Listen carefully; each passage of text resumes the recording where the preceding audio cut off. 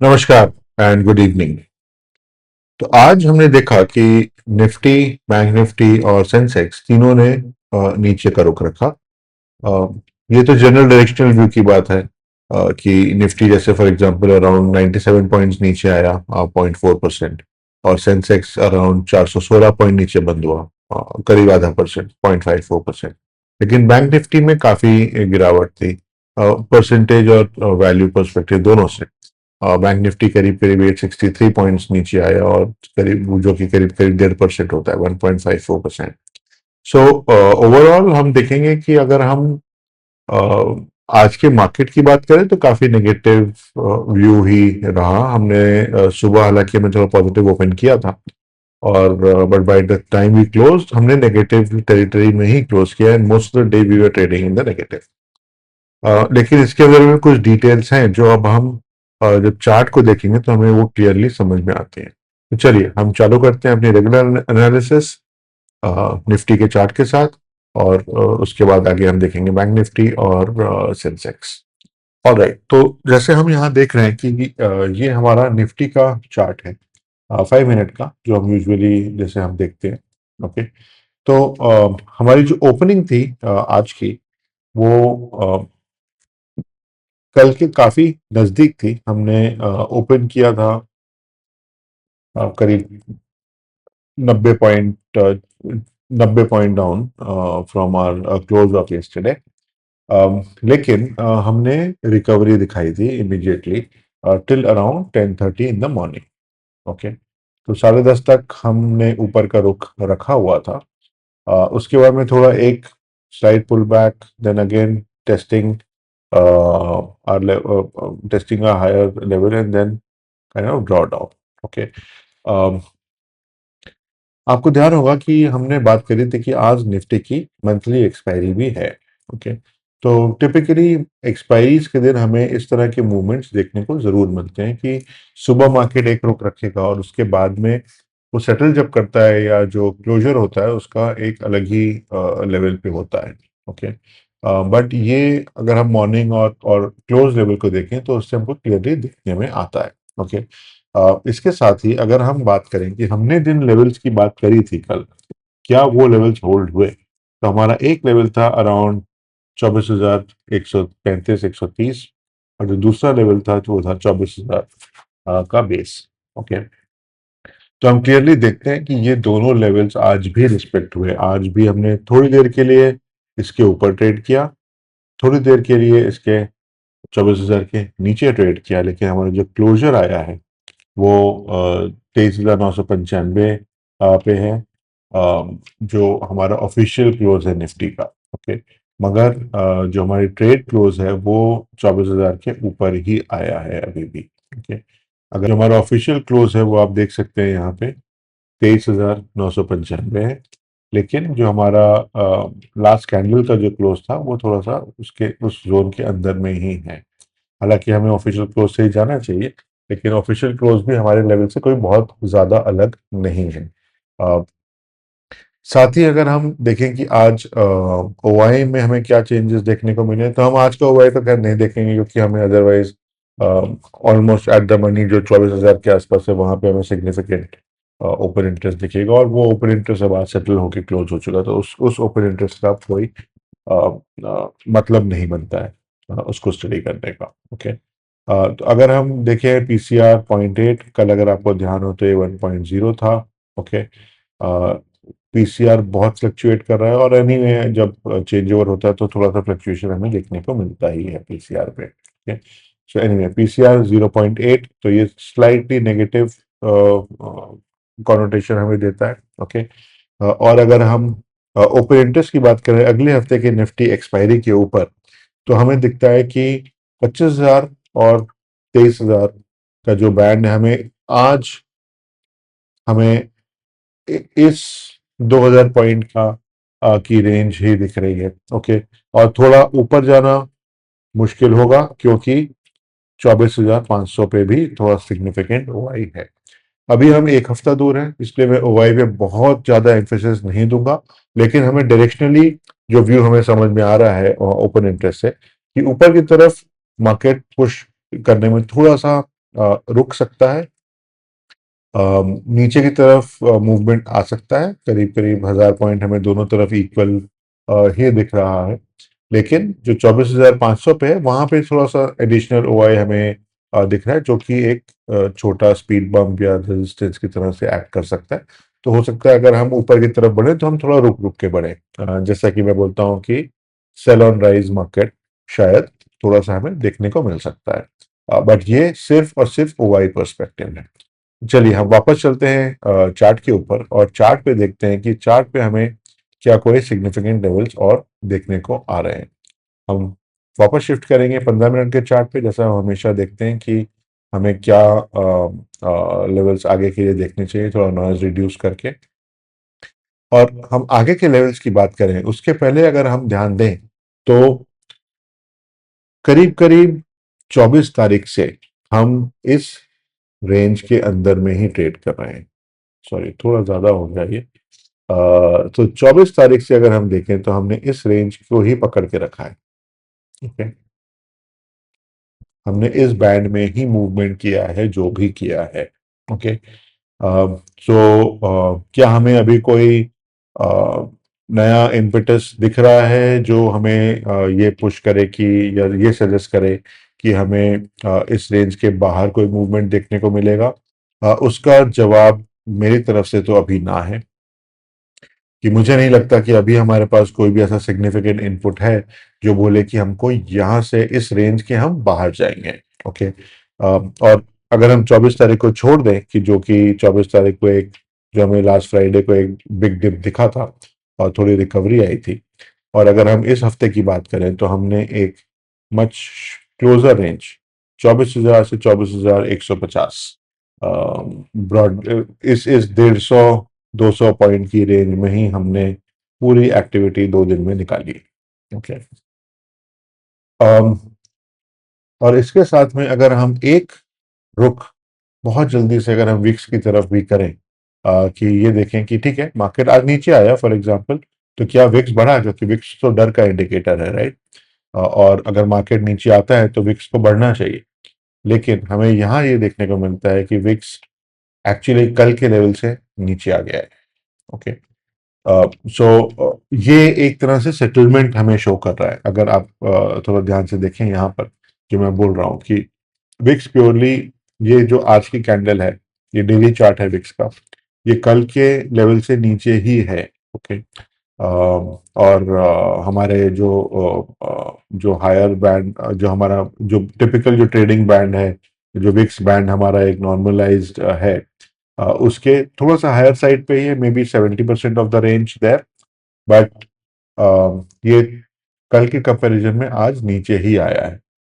तो अगर हम इस पर्सपेक्टिव को भी देखें, को ध्यान में रखते हुए अगर हम आगे का रुख देखें, तो मुझे नहीं लगता कि हम अभी इस ट्रेडिंग रेंज से ब्रेकआउट बहुत ज़्यादा करने जाएंगे। ओके, जैसा मैंने कल या परसों के वीडियोस में भी बोला है कि अगर हम में ऊपर का रुख करना है तो we need a definitive close above 24,150 at least. Okay, जब तक हम 24,150 के ऊपर हम अपना डेली नहीं क्लोज करेंगे निफ्टी का, हमें मुझे नहीं लगता कि हम ऊपर की तरफ जा रहे हैं। And at the same time जब तक हम 23,800 के नीचे क्लोज नहीं करेंगे, मुझे नहीं लगता कि हम नीचे जा रहे हैं। ओके, इमीडिएट टर्म पे अगर मैं बोलूं तो 24,000 is a significant level, which is neither a resistance nor a support. ये एक टेम्परेरी होल्डिंग एरिया है, आप समझ के चलें। अगर मैं आज की डेट में सपोर्ट की बात करूं, ओके, नीचे की तरफ हमारा सपोर्ट वन जो है वो है 23,800। जब तक हम इसके नीचे नहीं आएंगे we can not say the market is going to go down. Okay, S2, और जब मैं इसके नीचे की बात कर रहा हूँ आई मीन डेली क्लोज या एक सिग्निफिकेंट आवरली कैंडल का क्लोज हमें इसके नीचे मिलना चाहिए। S2 जो है वो 23,500 के आसपास, 550 के आसपास होगा। और जो S3 है वो आप मान के चल सकते हैं 23,100 से 23,000। ओके, जो कि हमारे लेवल से अभी करीब करीब 24,000 पे हम अभी हैं, तो करीब करीब 1,000 पॉइंट नीचे है। और ओपन इंटरेस्ट पे भी हमें कुछ ऐसी ही स्टोरी देखने को मिल रही थी। लेकिन जब हम ऊपर की बात करते हैं, तो हमारा जो फर्स्ट रेजिस्टेंस पॉइंट है R1, वो है 24,130, 133,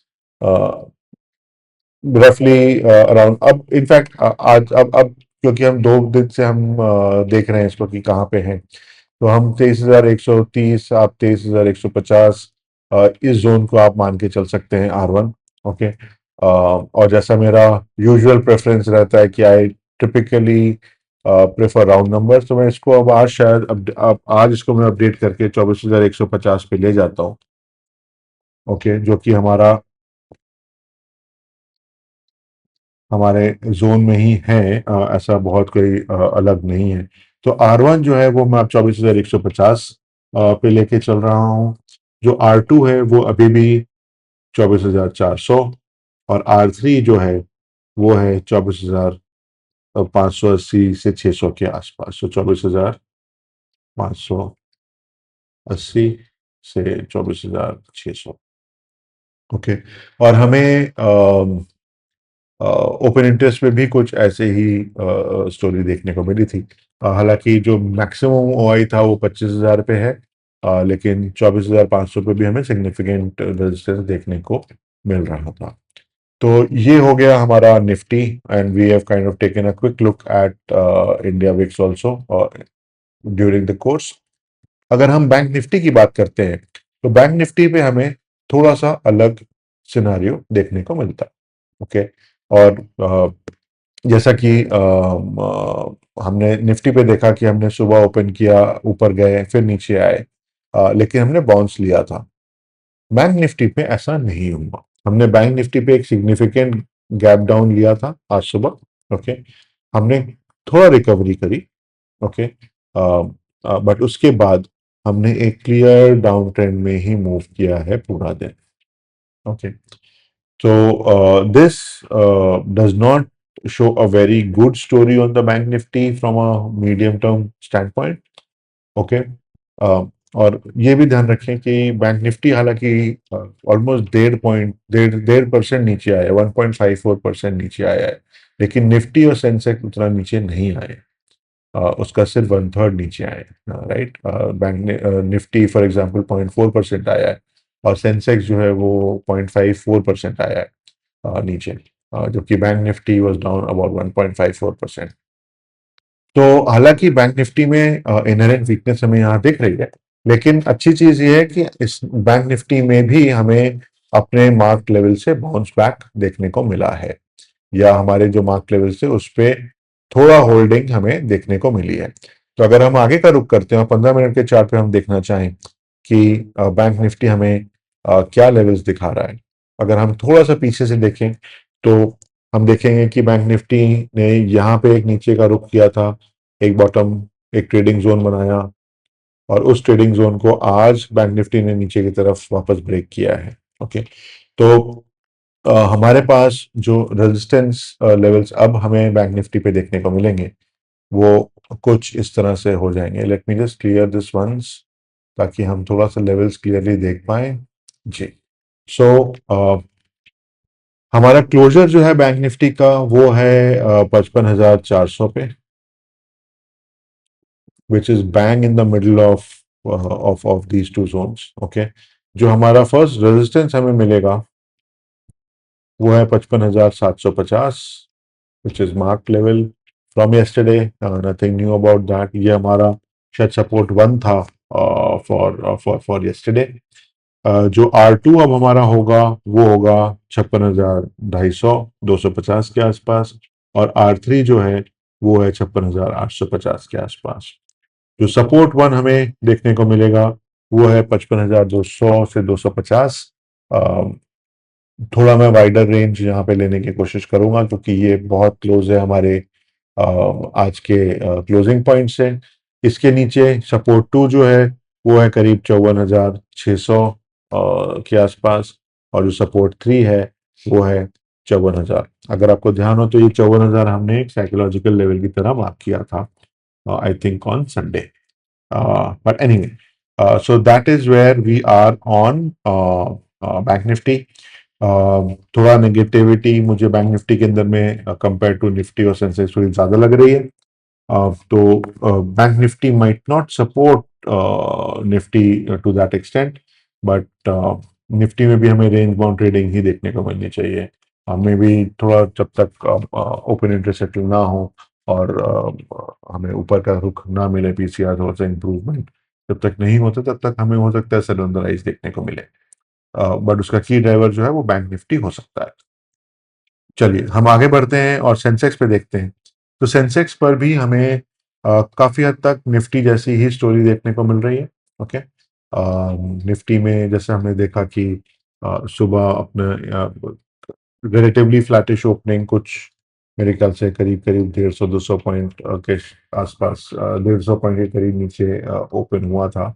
फिर थोड़ा नीचे गया लेकिन रिकवर किया, then kind of drew back to one of our की सपोर्ट लेवल्स, और फिर वहां से ट्रेडिंग रेंज बनाते हुए uh, आखिरी में जो क्लोजर हुआ है वो हमारे सब जो लास्ट मार्क सपोर्ट, हमारे क्रिटिकल सपोर्ट लेवल हमने मार्क किया हुआ था, उसके ऊपर आके ही सेंसेक्स ने क्लोजिंग करी है। ओके, तो अगर हम आगे के लिए अब रुख देखें सेंसेक्स के और क्या लेवल्स हो सकते हैं, तो let us just quickly try and see कि हमारे क्या लेवल्स हमको देखने को मिलेंगे। जो 76,800 के आसपास, 850 के आसपास का जो लेवल है, जिस जैसा मैंने निफ्टी पे किया है कि मैं इसको सपोर्ट रेजिस्टेंस नहीं मानूंगा, मैं इसको एक होल्डिंग जोन मान रहा हूँ। ओके, क्योंकि इसके ऊपर नीचे हमें मूवमेंट डेफिनेटली देखने को मिलेगा। किस तरफ रेंज बनती है, किस तरह से मार्केट ट्रेड करता है, वो हमें आगे देखना पड़ेगा। लेकिन अगर हम सपोर्ट की बात करें तो हमारा जो फर्स्ट सपोर्ट है वो 76,450 के आसपास, जो सेकंड सपोर्ट है वो 75,850 टू 75,000 की रेंज में, और जो सपोर्ट 3 है वो करीब करीब 75,300 के आसपास हमें देखने को मिलेगा। और जो रेजिस्टेंस की अगर हम बात करें तो हमारा जो R1 है, जो फर्स्ट टारगेट हम ऊपर की तरफ देख सकते हैं, वो है करीब करीब 76,500 टू 76,600 की रेंज में। मैं इसको रेंज में मार्क करता हूँ, इनफैक्ट यहाँ पे जैसे मैंने भी बोला आपको, हालांकि हमने एक पॉइंट मार्क किया हुआ है 77,638 का। इसके ऊपर 78,000 का जो है वो R2 हमें देखने को मिलेगा, और R3 जो है वो अबाउट 78,500 टू 78,600 के बीच में के आसपास के लेवल पे हमें, जो आवरली एक पुराना लेवल है हमारा जो चला आ रहा है, हमें उसके आसपास देखने को मिल सकता है। तो हमने देखा आज के की लेवल्स जो हमें मार्केट में देखने को मिले हैं। कल कुछ सिग्निफिकेंट रिजल्ट्स भी हैं, कुछ 33 कंपनियों के रिजल्ट्स हैं कल, including companies like Adani, Power, if I'm not wrong, some banks, and so on and so forth. So, banking and financial services पे काफी रिजल्ट्स हैं, तो लेट अस सी उनका क्या इम्पैक्ट हमें मार्केट में देखने को मिलता है। उसके अलावा and more importantly geopolitical side से हमें काफी सजग रहने की आवश्यकता है, क्योंकि एक तो there is a significant news on OPEC just this evening, जहां पे यूएई ने एग्जिट किया है ओपेक एंड ओपेक प्लस को। इसके क्या इम्प्लीकेशंस होंगे लॉन्गर टर्म में, मीडियम टू लॉन्गर टर्म में रादर, वो हमें देखना होगा और समझना होगा कि उससे इंडिया को क्या कोई, या इंडियन मार्केट्स को क्या कुछ बेनिफिट मिलता है। Could this lead to the dissolution of OPEC, जो कि हालांकि it's conjecture right now, but yeah we have to see how it kind of evolves. क्योंकि OPEC primarily Saudi driven organisation है, OPEC and OPEC plus, because they are one of the largest producers of oil in the world, and there are challenges between Saudi and UAE. But instead of getting into the details or the politics of it, मैं तो ये देखना चाह रहा हूँ कि इसका हमें शॉर्ट टर्म में तो शायद इम्पैक्ट उतना देखने को ना मिले, because straight of Hormuz closed है, वहां से कुछ शिपमेंट्स तो अभी हो नहीं रहे हैं। बट एनीवे, इसका लॉन्ग टर्म इम्पैक्ट क्या होता है ओपेक के ऊपर, ओपेक प्लस के ऊपर, and more importantly petro dollar के कारण डॉलर के ऊपर, और इसके कोई कैस्केडिंग इम्पैक्ट्स हमको देखने को मिलते हैं। I think that is something which needs to be watched out for over the next few days and weeks maybe. And secondly and more importantly the war in West Asia, वो किस तरफ या किस रुख को अब लेती है, बिकॉज अमेरिका ने स्टेटमेंट जरूर दिया है कि they are considering this the ask that Iran has put through for strait of Hormuz and opening of that and the proposal that Iran has given. So they are considering that. On the other hand, um, Israel has issued some warnings for some areas in Lebanon. So क्या वो इस cease fire की stability को impact करेगा, or will it lead to some escalation on the situation in West Asia? That's something which we'll have to see. So please ध्यान रखें इन geopolitical events का अपने ट्रेडिंग पोजीशंस को मैनेज करते समय। अपने फाइनेंशियल एडवाइजर से जरूर डिस्कस करके आप इसको आप अपनी ट्रेडिंग स्ट्रेटजीज को इम्प्लीमेंट कर सकते हैं। और आप क्योंकि हमारा वीडियो रेगुलरली देखते हैं, what I would suggest is please do share this video with your friends and colleagues, और जो भी मार्केट्स में इंटरेस्टेड हो डेफिनेटली आई एम श्योर उनको भी इससे अपनी ट्रेडिंग पोजीशंस बनाने में या अपने इन्वेस्टमेंट डिसीजंस लेने में हेल्प मिलेगी। प्लीज डू, अगर आपने अभी तक सब्सक्राइब नहीं किया हमारा चैनल तो please do subscribe to our channel, like our video and support us to bring more and more content which is useful for you all. मुझे ध्यान है कि मैंने कमिट किया हुआ है कि मैं कुछ additional videos on trading strategies आपको दूंगा जो आप इम्प्लीमेंट कर सकते हैं in various different kind of market scenarios. तो हम उसके बारे में भी डेफिनेटली बात करेंगे।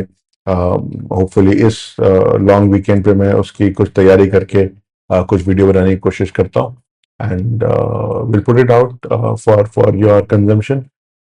So I think आज के लिए इतना ही। Thank you for your time and watching this video, and good night.